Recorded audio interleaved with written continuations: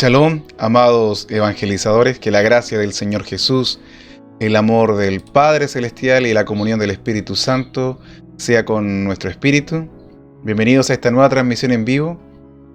Hoy vamos a hablar acerca de la importancia o la razón del por qué utilizar las expresiones como el griego o el hebreo al momento de dar una enseñanza bíblica. Y tal vez muchos tendrán dudas, tendrán preguntas. ¿Por qué yo escucho a tal predicador o escucho a tal persona o a tal hermano o incluso a nosotros mismos acá en el canal? ¿Por qué los escucho decir el hebreo, el griego? ¿Y por qué dicen esta palabra y la traducción acá y da otra explicación? A veces me enredo. Entonces vamos a explicar ahora en este momento la razón del por qué la utilización o por qué utilizar hebreo y griego. Entonces, lo primero que hay que decir para dar respuesta a esta pregunta es que la Biblia, la que usted tiene en sus manos en estos momentos, la que usted tiene en su poder, no fue escrita originalmente en el idioma español. Eso es lo primero que hay que aclarar. La Biblia no es de origen español, ya no surgió en España ni aquí en Latinoamérica, no. La Biblia tiene otro origen, otra nacionalidad, por decirlo de alguna manera. Originalmente, la Biblia se escribió aproximadamente en un periodo de 4.000 años, aproximadamente, en un periodo de 4.000 años. Hay algunos que elevan un poco más la cantidad, algunos eruditos elevan un poco más la cantidad de 4.000 a 5.000 años de redacción. Entonces, la Biblia originalmente fue escrita en dos idiomas diferentes. Principales son estos dos idiomas. ¿Cuáles son los dos idiomas? El Antiguo Testamento, o los 39 libros que aparecen en el Antiguo Testamento, en la Biblia al español, fueron escritos en el idioma hebreo. Ese es el idioma original del Antiguo Testamento. Y el idioma hebreo tiene una particularidad, que es un idioma muy profundo, que tiene una profundidad y una no sé cómo expresarlo con palabras simples, porque es un idioma que sobrepasa al idioma español. En el español una palabra es una sola palabra y listo, no tiene mayor importancia. O una letra en el español es simplemente una letra y no tiene mayor importancia. En cambio, en el idioma hebreo, una sola letra tiene tres características. Primero, una letra tiene un nombre, tiene un símbolo y tiene un equivalente numérico. Y de acuerdo al nombre de la letra, de acuerdo a su símbolo y de acuerdo a su equivalente numérico, tiene un significado aún más profundo aquella sola letra. Entonces, si usted conforma una palabra es la unión de varias letras.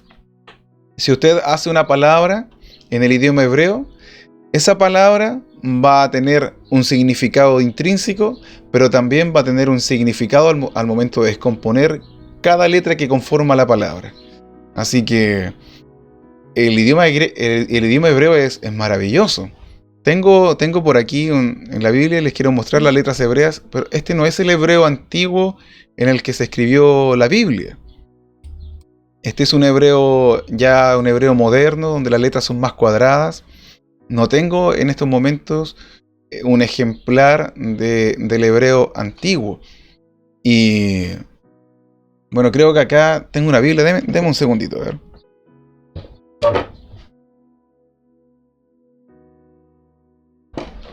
Y acá tengo mi Biblia textual, mi Biblia textual, cuarta edición. Aquí está la cuarta edición. Y se las voy a presentar. Está ahí. No sé si se alcanza a ver. Ahí dice Biblia textual. Esta es la cuarta edición. Entonces, esta Biblia me gustó porque dentro de todas las características que tiene, hay una parte donde nos muestran al final donde nos muestran ejemplares de la escritura hebrea.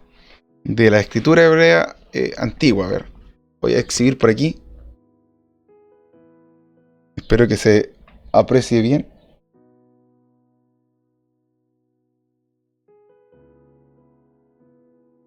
Ahí están las letras hebreas. Ahí se ve un poquitito. Yo creo que más adelante voy a tener que escanear esta imagen y subirla para mostrarla bien. Porque aquí uno puede observar la evolución que ha ido teniendo el idioma hebreo a lo largo del tiempo. Entonces lo que ustedes observan acá en la pantalla es una digitalización de la Biblia hebraica, moderna en este caso, donde contiene las letras hebreas cuadradas, las modernas, pero en el inicio de todo, la Biblia, como les dije, fue escrita en ese idioma, en el idioma hebreo. Y es importante, sería maravilloso si nosotros pudiéramos estudiar el idioma hebreo. En la actualidad hay muchas posibilidades para estudiar el idioma hebreo, pero no siempre están los recursos económicos para hacerlo. También YouTube, Google hay cursos de hebreo gratis igual, pero hay que ser autodidacta para poder aprender a hablar el idioma, para poder también comunicarse en ese idioma, entender el idioma. Entonces, ahí todo depende de la persona en este caso. Miren, aquí voy a exhibir tengo el PDF, no sé si ahí lo pueden observar. Y aquí este PDF nos muestra algo, nos muestra las letras hebreas y sus características. Un poquito más voy a estar exhibiendo, y aquí está. A ver, lo voy a ir agrandando para que lo puedan observar con más detenimiento, porque esto es maravilloso. Ya, ahí está el idioma hebreo. Y como pueden observar, aparecen distintas columnas, ¿ya? Y cada columna tiene sus respectivas filas. Entonces, aparece acá en cada columna aparecen las letras hebreas en las primeras 4 columnas, y en la columna número 5 aparece, a ver, voy a ver si es que la puedo enfocar, si es que la puedo apuntar, y denme unos segundos. Ya. Entonces, creo que puedo exhibirla. Entonces, acá tengo, voy a tratar de poner un seleccionador. A ver, ¿dónde está la opción acá para seleccionar?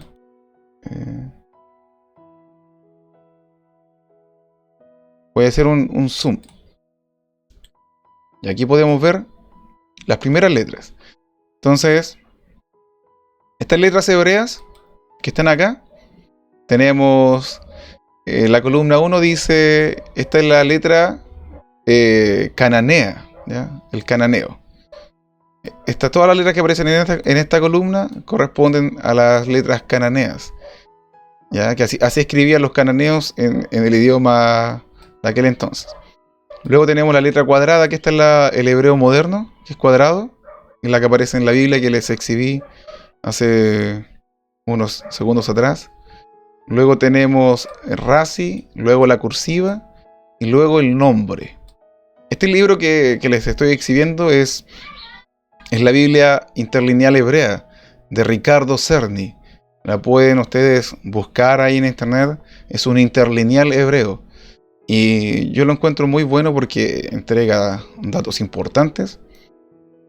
Aquí está el nombre de cada letra. La primera letra, bueno, el alfabeto hebreo no se le llama alfabeto hebreo, se le dice alefato o Aleph Bet. ¿Por qué?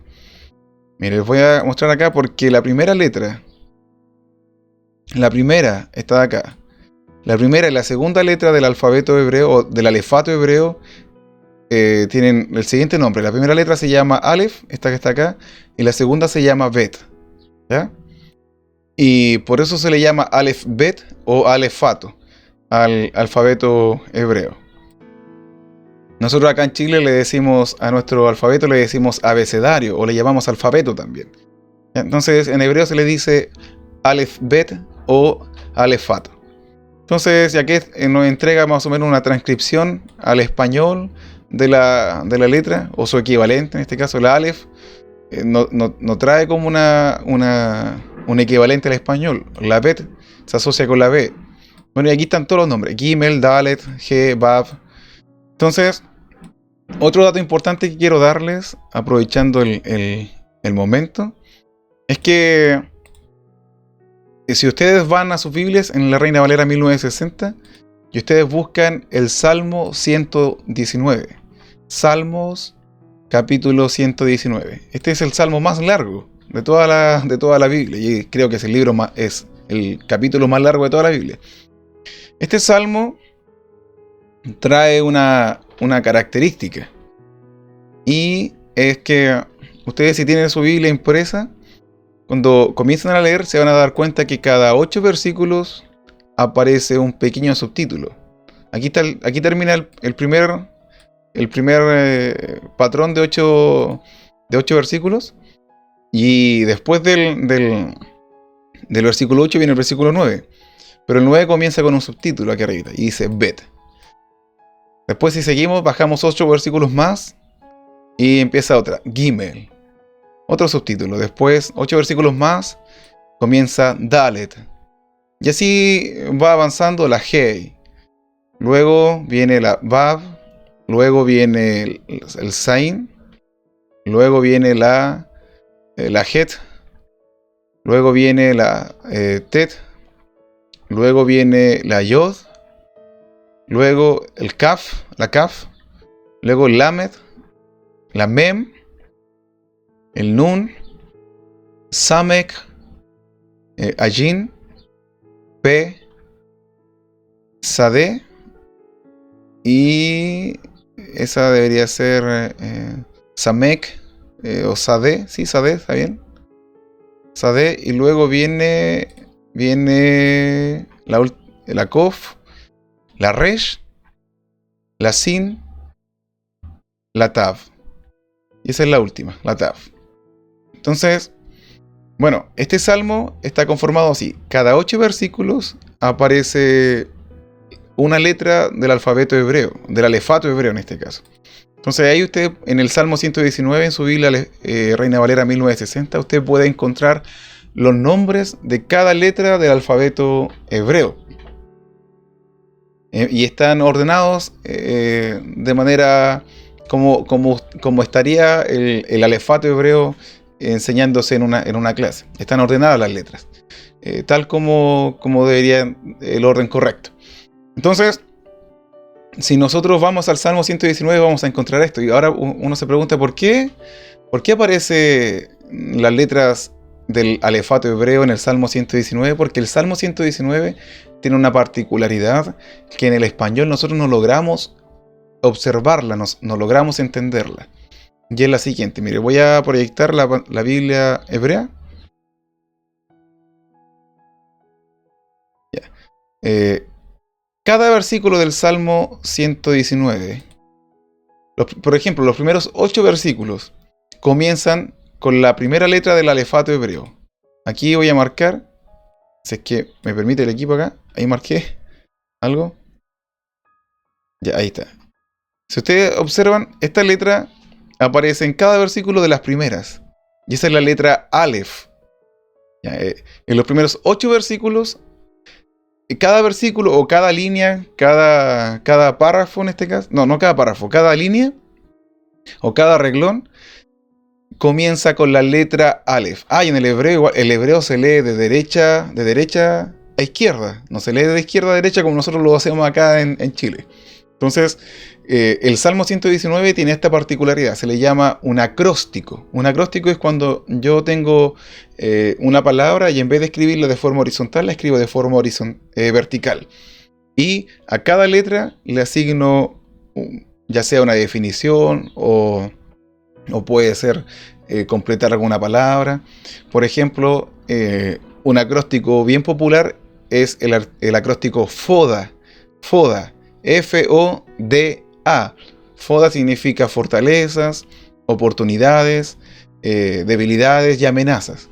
Entonces, acá el Salmo 119 cumple la misma característica, es un acróstico, pero cada 8 líneas se cambia la primera letra con la que empieza en este caso una oración. Entonces, los primeros 8 versículos comienzan con la letra Aleph. Del Salmo 119, los primeros 8 versículos comienzan con la letra Aleph.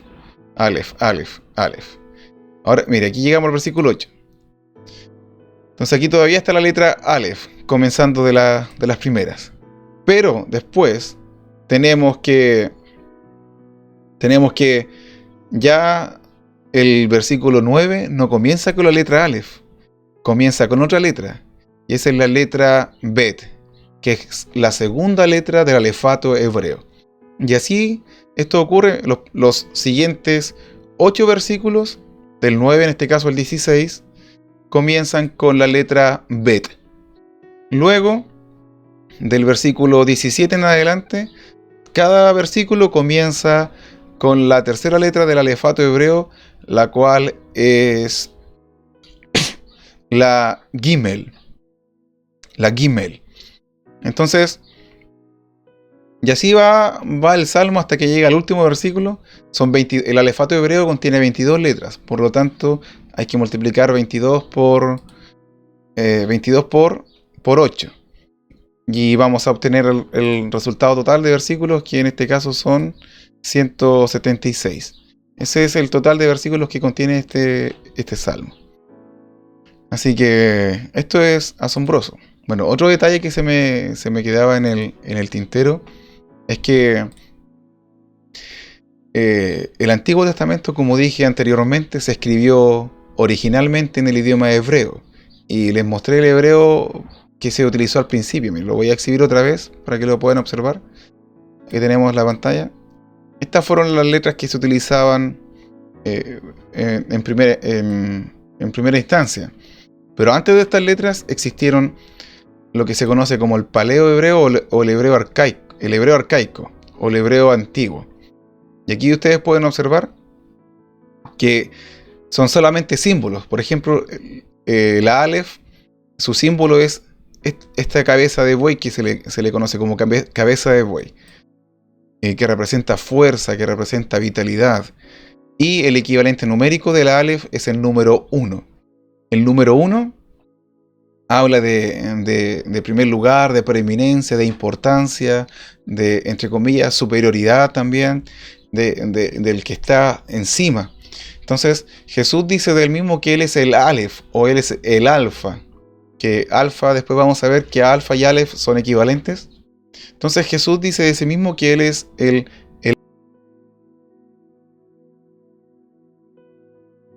y nos está diciendo que Él es la fuerza, Él tiene la fuerza, la preeminencia, el primer lugar. Por eso Pablo habla de que Jesucristo tiene el primer lugar o la preeminencia, el primer lugar en todo.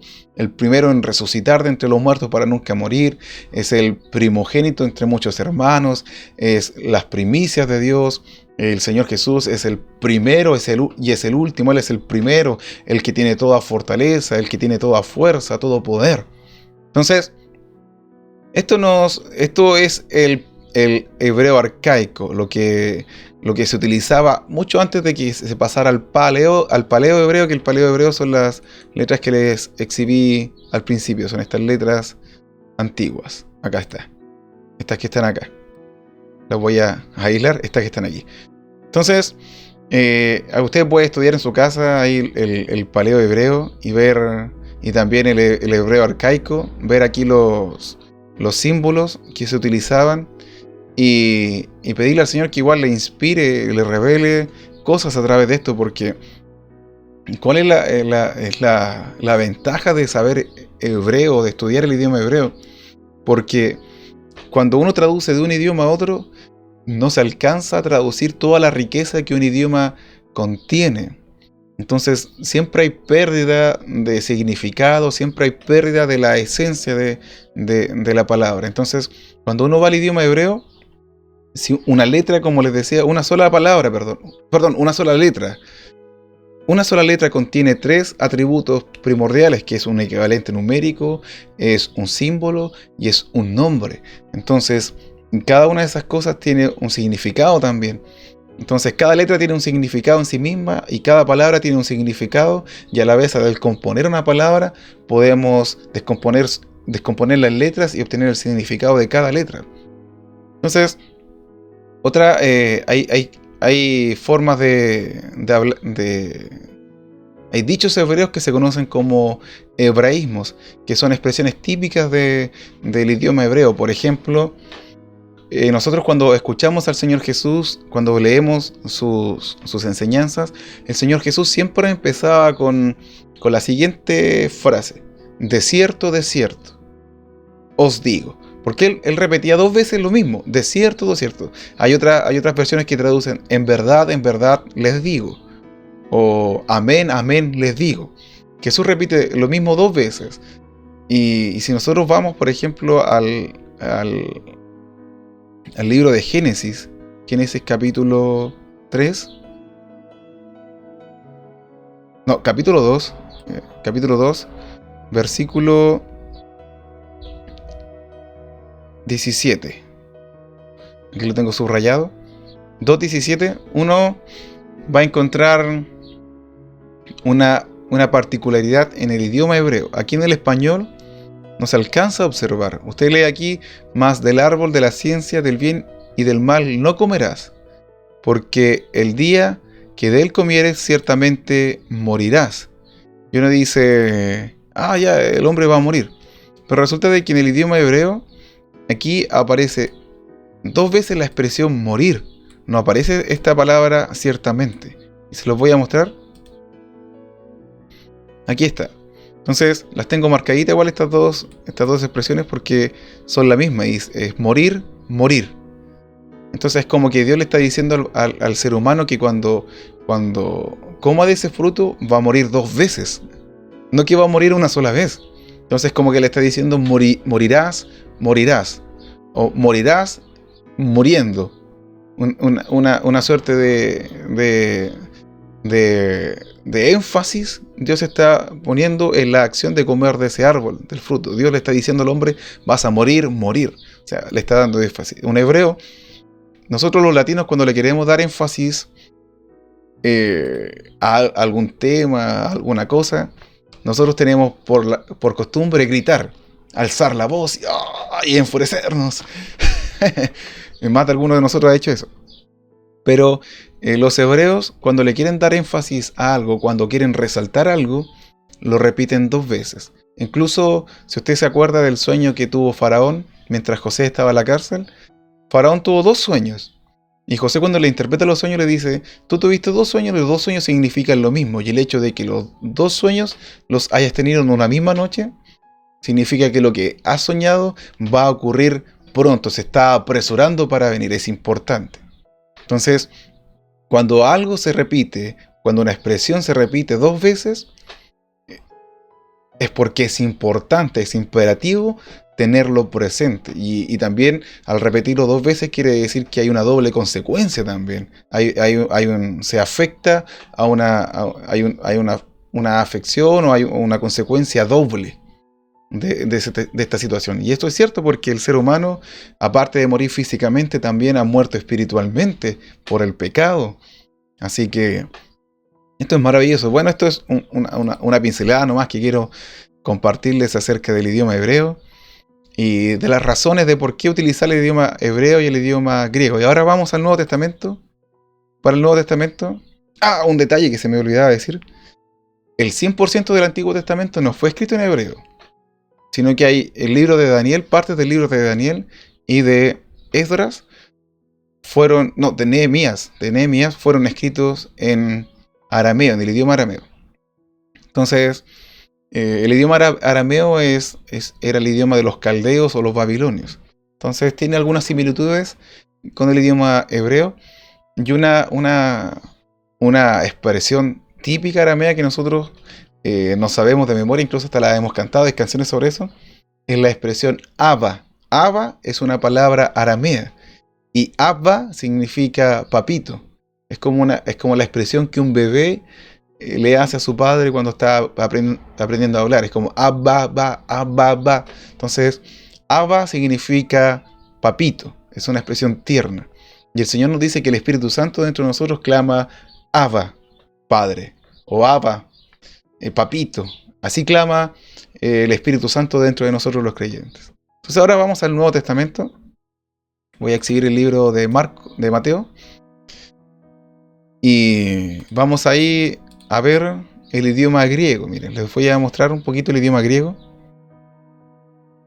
Entonces cuando usted tiene... ahí está proyectado ya. Entonces ahora voy a exhibir el idioma griego. Tengo acá una Biblia griega. Esa no. Esa tampoco. O me cuesta encontrarla. Me he perdido. Aquí está. Ya. Aquí tenemos el idioma griego. Entonces el idioma griego es el idioma que Dios utilizó para que se escribiera el Nuevo Testamento. Y hay una particularidad con este idioma, que este idioma contiene 24 letras y 3 números. Y también aquí creo que las letras tienen un equivalente numérico, pero eso no es tan importante. El idioma griego es este que ustedes observan acá. Y antes de uno adentrarse en el idioma griego se escribe de izquierda a derecha igual que el español, y su pronunciación es parecida a la del español. Por ejemplo, aquí dice biblos. Biblos. Entonces aquí cada letra del alfabeto griego, nosotros la conocemos. Incluso igual cuando se estudia matemáticas, cuando uno tiene clase de matemáticas, siempre se usa la alfa, la beta, la gamma, la delta, la epsilon, el lambda. Son letras griegas que las utilizamos. Incluso el idioma griego está muy igual introducido en nuestra cultura en hartas cosas. Por ejemplo, cardiología, farmacología o farmacia. Son palabras que provienen de una palabra griega, tienen su raíz en el idioma griego. Por ejemplo, farmacología viene de farmaqueia, que farmaqueia significa droguería o drogas también, o a veces tiene una connotación de alucinógenos. Y también cardiología o cardiólogo, o eso tiene que ver con el corazón. Y resulta que en el idioma griego la palabra que al español se traduce como corazón es cardia. Entonces hay muchas palabras que en el español nosotros utilizamos que provienen del idioma griego. También la otra palabra que proviene del idioma griego, y esta palabra es típica, es clásica, es la palabra logos. Logos nosotros la encontramos, por ejemplo, en teología. ¿Qué otra expresión puede haber ya? Teología, filosofía, astrología, todo lo que termina en logía proviene del vocablo griego logos. Logos al español se puede traducir como palabra, como discurso, como un estudio, una ciencia, como una erudición. Y por lo general nosotros asociamos todas las palabras que terminan en logía, como teología, musicología, cardiología, odontología, neurología. Todas esas palabras que terminan en logía nosotros las asociamos con la ciencia que estudia tal cosa. La neurología es la ciencia que estudia las neuronas. Es más, la palabra Biblia es una palabra que tiene su origen en el idioma griego. Y está aquí seleccionada. La voy a mostrar en verde. Aquí dice biblos. Y biblos significa libros, ¿ya? Biblia significa libros o un conjunto de libros. Eso es básicamente lo que significa Biblia o biblos. Así que el Nuevo Testamento fue escrito en griego, pero hay una cosa que hay que tener en cuenta, de que las personas que escribieron en griego el Nuevo Testamento no fueron griegos, no fueron personas de la cultura helenística, no, fueron hebreos en casi su totalidad, porque se dice que Lucas no era hebreo, no era israelita, él era gentil. no era del pueblo de Israel. Entonces, en casi el 100%, en un más del 90% de los escritores del Nuevo Testamento eran israelitas. Incluso Pablo, que a él le debemos gran parte del Nuevo Testamento, él dice que yo era hebreo de hebreos, dice, celoso de la tribu de Benjamín, fui circuncidado al 8º día. Entonces, Pablo incluso hasta sabía a qué tribu pertenecía, a ese grado. Así que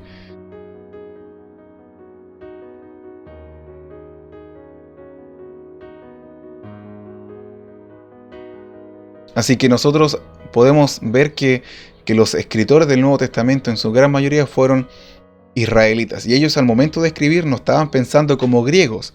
Por ejemplo, para los griegos, el Hades es un dios. Es un dios que es hermano de Zeus. Y aparte de ser hermano de Zeus, él es el dios del inframundo, gobierna el inframundo este Hades. Entonces acá cuando nosotros vemos, por ejemplo, en el Nuevo Testamento, la palabra Hades, uno, si no entiende que el que está escribiendo es un hebreo, es un israelita, uno puede pensar, se están refiriendo al dios de la mitología griega, a ese dios que gobierna el inframundo y que tiene señorío y poder sobre las almas que descienden ahí. Y eso uno podría pensar, pero ese pensamiento está equivocado. ¿Por qué? Porque Hades aquí, como está escribiendo un israelita, él no está pensando en el dios griego que gobierna el inframundo, no. Lo que está haciendo el escritor está pensando en el Seol o Sheol. En el Antiguo Testamento nosotros leemos una palabra que se llama Seol o Sheol. Sheol es la pronunciación hebrea. Seol está traducido así al español. Y el Sheol, los israelitas le llamaban Sheol a una región donde descendían las almas.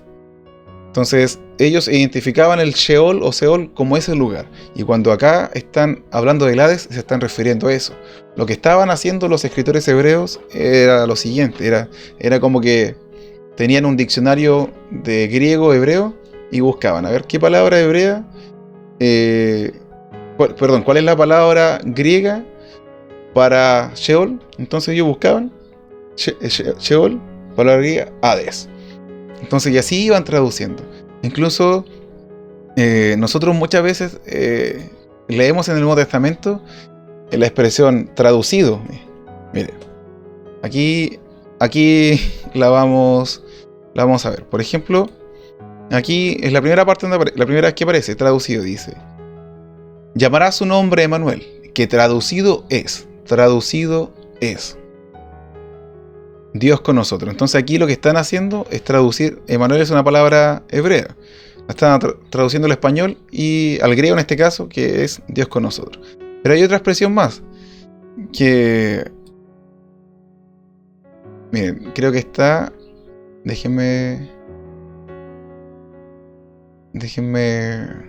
buscar una que es como más precisa, porque por ejemplo cuando Jesús grita Eloi, Eloi, lama sabactani, que eso al griego es Dios mío, ¿por qué me has desamparado? Mire, vamos a buscar primera San Juan 1:41. Esta a mí me gusta más. Mire, dice acá: este halló a su hermano Simón y le dijo: hemos hallado al Mesías, que traducido es el Cristo. Entonces cuando usted dice, ¿qué significa Mesías? No sé. Pero aquí dice en la traducción de Mesías. ¿Y cuál es la traducción? Cristo. ¿Qué significa Cristo? No sé. Yo no quiero, pero ¿cómo me dicen que Mesías traducido es Cristo? No entiendo. Entonces aquí lo que nos están dando los escritores del Nuevo Testamento, nos están diciendo que Mesías es una palabra hebrea y su equivalente en el griego es Cristo. Entonces Mesías es un término hebreo, Mesías, y su equivalente en griego es Christos. Eso es lo que nos están diciendo los escritores del Nuevo Testamento cuando utilizan eso. Mira, otro caso igual bien particular es Hechos 9:36. Acá dice, había entonces en Jope una discípula llamada Tabita, que traducido quiere decir Dorcas. Nos dejan igual. Y es porque Tabita es una palabra hebrea y Dorcas es una palabra griega, es su equivalente en griego. Entonces, eso es para nosotros tenerlo en cuenta y tenerlo presente. Ahora, los beneficios de entender el griego y el hebreo, de conocer más que entender, porque no todos tenemos la capacidad tal vez de llegar a la capacidad, los recursos de llegar a estudiar hebreo y a llegar a estudiar griego, pero sí el Señor nos puede dar luz. Existen diccionarios que nos tratan de acercar un poco al griego y al hebreo para poder tener un mayor entendimiento en ciertos pasajes de la Escritura o lo que quiere decir cierta palabra. Y el Señor nos puede arrojar más luz, más revelación, porque la Escritura es como un pozo que no tiene fondo. Usted saca agua, saca agua, saca agua, y saca más agua, y saca más agua, y más agua, y más agua, y no se seca. No se seca, no queda vacío, sigue lleno, sigue lleno, sigue lleno. Entonces, a medida que usted se va adentrando en los idiomas originales en los que se escribió la Biblia, usted va a encontrar un pozo más grande todavía, va a poder sacar mucha más agua todavía y va a tener más revelación todavía. El Señor le va a dar más revelación de la Escritura y va a ser algo extraordinario.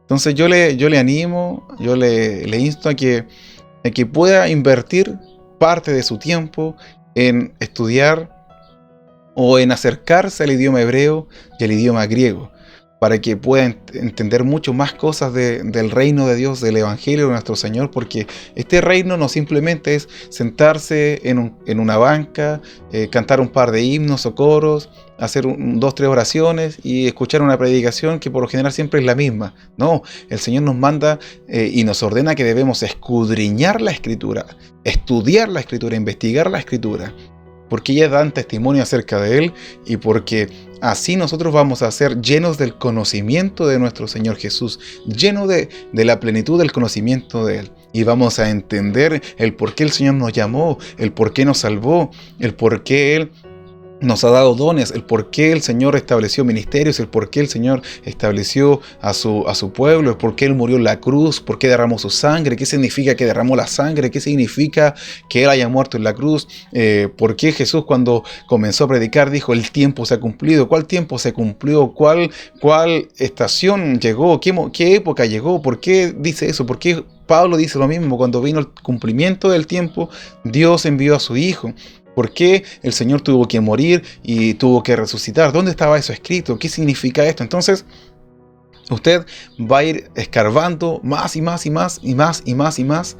Y el Señor le va a ir mostrando cosas más, le va a ir alumbrando sus ojos, le va a ir dando mayor entendimiento en su palabra y va a ser una herramienta poderosa en las manos del Señor usted. Así que yo le animo, le insto, invierta su tiempo. Tal vez el tiempo que pasa viendo fútbol o un deporte, o que pasa con amistades, o que pasa viendo teleseries o series o películas, podría dedicar esa horita, esa media hora, esos 15 minutos o esas 2 horas en acercarse un poco más a la palabra del Señor, a tener más comunión con la Escritura, para que el Señor también lo fortalezca, lo alimente y lo haga madurar, crecer y conocer su verdad. Así que eso es lo que quería compartir con ustedes. Les envío bendición, les deseo bendición. La paz del Señor sea con nuestro espíritu, sea con todos nosotros, y nos estaremos viendo en una próxima transmisión. Shalom.